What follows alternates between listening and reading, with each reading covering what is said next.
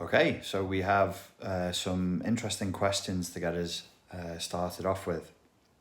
The first question is about dissociation and what happens when we're continually getting outside of our own body. So what's the correct approach to this? How do we orientate ourselves to this problem? Because it's very common for people to disassociate. The way that I would orientate myself to it, and the way I have orientated myself to it over the years, because dissociation's been a problem for me as well, is that this is a maladaptive coping mechanism. What does that mean? It means that we're trying to find a way of dealing with stress. That's a coping mechanism. But it's maladaptive, which means it's destructive because we're sort of zoning out of reality all of the time. Why are we choosing a maladaptive coping mechanism to stress instead of just dealing with whatever is stressing us? This then needs to be understood in the context of emotional dysregulation and emotional flashbacks. So if you are struggling with emotional dysregulation, if your emotions are going up and down a lot and you're generally speaking sensitive to stress, because all people who are emotionally dysregulated are very sensitive to stress, so you have this amount of stress, and then a person who is, I don't know, whatever the PC term is, neurotypical, experiences this amount of stress, and their response to it is this. So the stressor comes in and their stress goes up like this. If you're emotionally dysregulated, the stressor comes in and you do this. I went off the screen there to represent going off the charts. So you go up and then you come down, and you go up and you come down, and you go up and you come down. And being emotionally dysregulated and going up and down all the time doesn't just mean you're vulnerable to stresses. It means that generally speaking, you're exhausted. So you have no resources left, if you're very emotionally dysregulated, to actually deal with whatever the stress there is. So what do? You do what you've always done. Probably it's a technique or a strategy that you developed in childhood, which is disassociate. It's free, it's legal, nobody can stop you from doing it. You get to just disappear inside of your own head. But then, as the questioner has found, the effects long term are pretty negative. And it's hard to make progress in life like this. So, step number 1, you must become emotionally regulated. You must work on becoming emotionally re-regulated. You must do your emotional flashback work. You must be doing that 5 or more times a day. That's 5 or more times a day that you're showing up for yourself, because disassociation and flipping out your body is a form of self-abandonment. So we need to do the opposite of that. We need to gently and slowly and organically but firmly re-entrain a new pattern of behavior, which is, I'm not going to abandon myself every time things get hard.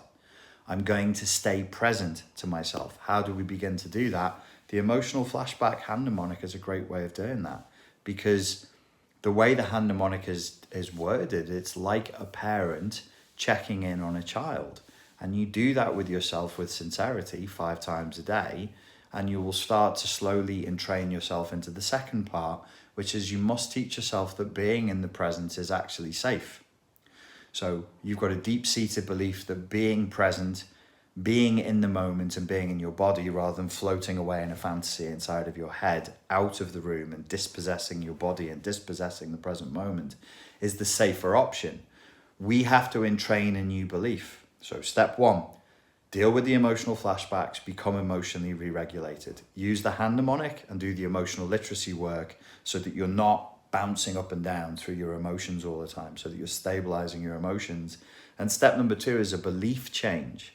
You must train yourself to understand that it is safer and better if you are present and here in the moment, even if things become stressful. I don't know what the triggers of stress are.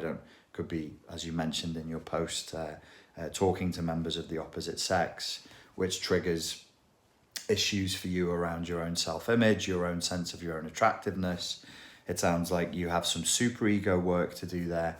I will put links to the Fortress Mental Health Protection System for emotional regulation exercises, the emotional Flashback, the emotional literacy exercise, and you need to be doing superego work as well, because you've obviously got a very strong inner critic that's telling you you're not attractive, you're not worthy, and that becomes the stress. So stress, when it comes along, that creates the overreaction, could be external, but it could also be internal, or it could be an external event that triggers an internal event that awakens and triggers the inner critic into a litany of negativity, which I think is what I heard in your post, that's being directed to you, which you experience as stress because it's not pleasant. The inner critic isn't going, oh, it's okay, you can stay in the moment, it's good to be in the moment, you should be here now, you should interact with these people in a sincere way, you should connect with them authentically, rather than just trying to figure out who's attractive and who isn't. Why don't you figure out how to connect with them at a soul level, at a human level, at a heart-to-heart level, and see how that plays out, so you can start to change the script. But your inner critic isn't doing that. Your inner critic is saying they don't like you, you're not attractive, so on and so forth. So emotionally re-regulate, retrain the belief so that you believe that you're safer in the moment. And then the third thing is you must work on the inner critic. You must work on healing the superego. I'll provide links to those exercises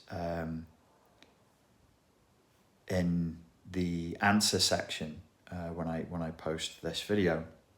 And the final link I'm going to post for you is a meditation exercise. And I recommend you try this, try it about 15 times. I think the meditation itself lasts 15 or 16 minutes. If you can't get all the way through it the first time, don't worry about it. It's me talking. I'll just tell you to just sit there and you just basically follow along with what I'm saying. If the first time you're going to do 2 minutes and then the next time you're going to do 3 minutes, that's fine, as long as we're doing a progressive overload program, so that ultimately after 15 minutes you can do the full 15. The next question that came up was, how do I maintain and establish friends? You said, how do you, meaning me, how does one do this? I just offer people my time and my attention. If a relationship needs, firstly, I become aware of where friendships need maintenance, because they do. One of the great things about modern technology and social media is very easy to reach out to somebody and just send them like a funny meme that is short, or a video that you've seen that you think would resonate with them, or you can call them. The best thing, obviously, is to try and see them face to face and to spend some time with them. And then when you do learn the skill and the art of conversation, be socially intelligent, sit and look at the person and turn off your mind chatter and listen to what they're saying and be present when they're present, and see what comes from that. It's a very valuable resource to offer somebody your time and your attention in that way. And beyond that, I don't really complicate it, If I think somebody might need something, I'll offer help. If I've observed something that maybe they haven't seen that might be affecting them, I'll say in a good-natured and humorous way. And that's about it. Sort of let people be people and give them their own psychological oxygen to breathe, and they tend to want to hang around with me, and that's it really. I don't really do too much. The third question was, how do I know that I'm becoming a self that I will like, and that I'm becoming the self that I would want to be? So I think the first thing I want to say on this is there is a limit to how much you can sort of create a self out of whole cloth. And there's a limit to how valuable that would be anyway, because you are who you are. And if you don't like who you are, you don't change the performance of who you are, you change the actuality of who you are if you don't like it. So don't try to sort of perform your way out of things. If you genuinely don't like who you are, it's really not a case of just saying, oh, what kind of a self would I want to be? And then just making up a person and then just being that. I don't know if you ever saw, there's a Matt Damon movie called The Talented Mr. Ripley, where he becomes various people in that movie. You know, this is a game for narcissists and psychopaths, so I know what you're saying, but you can't really just create a self. Not really. I mean, you might tell yourself that you are, but it's extremely unlikely that you are. So look, first things first, follow good rules of self-management and of forming a good relationship with yourself. You said that this came about because you've been in an abusive family unit, and you've found yourself isolating from the external world because you found it difficult to connect with other people. If you learn to connect with yourself first, you'll find it easier to connect with other people. How do we learn to connect with ourselves first? We use Freud's advice, which I'm pretty sure he lifted from Dostoevsky's book, The Brothers Karamazov, which is to be honest with yourself. Be rigorously honest with yourself at all times. It's a hard discipline, but it's so powerful, and it will change your life faster than anything else, any self-help guru or any sort of special magical technique you can think of is going to do. Just being really rigorously honest with yourself. Tell yourself the truth about how you feel. That's why the emotional literacy exercises is so good for you, so healthy, because you can see the truth of how you feel about something, and it might not all be good. You might feel bad feelings about a thing. It's better that you know that than that you don't. But tell yourself the truth. Don't perform. Be honest, be authentic, and build an authentic relationship with yourself by telling yourself the truth. If stuff comes up that's not so nice, well, just accept it and forgive yourself. You know, you're a human being and you're imperfect, the same as every other human being on the planet. There will be darkness inside of you. There will be things inside of you that you see that you don't like. But you can't just chop bits off of yourself and say, well, that's not me, and that's not me, and that's not me. You're not perfect. None of us are perfect. You just accept the whole thing. The way you would accept these things in a child that you loved is the way you accept these things in yourself. That doesn't mean indulging in the bad sides of yourself, but it does mean being aware that they're there and looking at them with honesty. So once you've formed a good relationship with yourself and you've developed a degree of authenticity, that would be the first level. The next level, I would say, is try and figure out what your values are and then try to live in accordance with those values. I'll post a link to that from the philosophy channel in the answer section to this afterwards. Try to figure out what your top 5 values are, and when you see or hear yourself not being congruent with those values, stop yourself. And when you see or hear yourself being congruent with those values, encourage yourself and say, yes, this is good.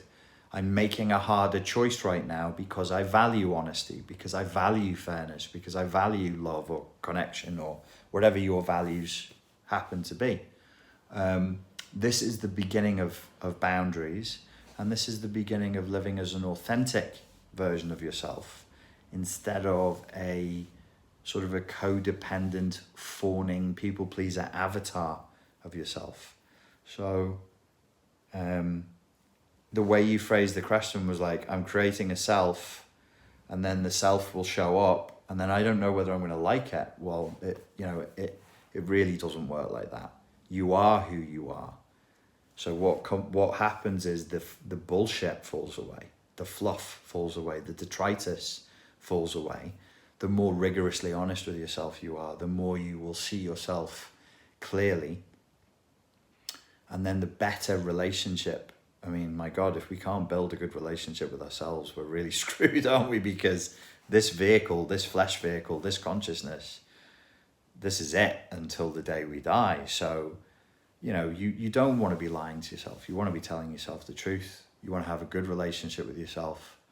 And rather than trying to build a new self and then seeing if you like it, cut away the ideology, cut away the things that were imposed on you in childhood and go, okay, that comes from my mum. You said your mother's narcissistic. That's an injunction from my mother. That isn't me. That's a habit pattern I've developed because it was a survival thing. You said you were manipulative. So you see yourself being manipulative or fake or putting on a performance, just go, no, I'm not going to do that. I'm going to tell the truth to myself, and then I'm going to learn to slowly and safely tell the truth to other people about who I really am. And I think this is the best way to make real progress rather than a sort of, cosmetic self-help life coachy thing. We want to be better humans, and I don't think we need to add anything to be better humans. I think it's more of a question of subtraction. We need to subtract the things that stop us from being the authentic human beings we were born to be.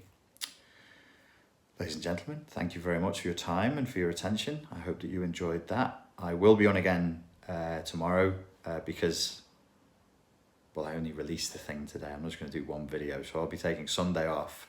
Then we'll do a normal Monday to Friday next week. And then I'll take Saturday, Sunday off. Okay, hope that was useful. And I look forward to speaking to you in the comments. Cheers.